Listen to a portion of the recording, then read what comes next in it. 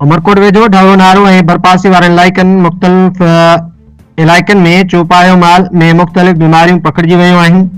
माल मरण लॻो, मालवंद माण्हू सख़्त परेशान। ढोरो नारो जे मुख़्तलिफ़ ॻोठनि डेबो, खणहार, साढर समेत ॿियनि ॻोठनि में माता, फिफड़ी, मुहारो समेत ॿियूं मुख़्तलिफ़ वबाई ख़तरनाक बीमारियूं चौपाए माल में पकड़जी वयूं। मालवंदनि खे लखे रुपयनि जो नुक़सान पइजी वियो।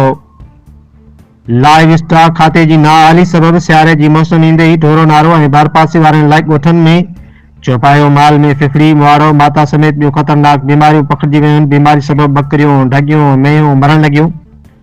मालवंदड़ माण्हुनि ॻाल्हाईंदे चयो त बीमारी सबबि असांजो चौपायो माल मरण लॻो। लाइव स्टॉक खाते नाअहली ढोरो नारे में वेटरनरी अस्पताल खे ताला लॻल आहिनि। असांखे लखे रुपयनि जो नुक़सान पहुतो आहे।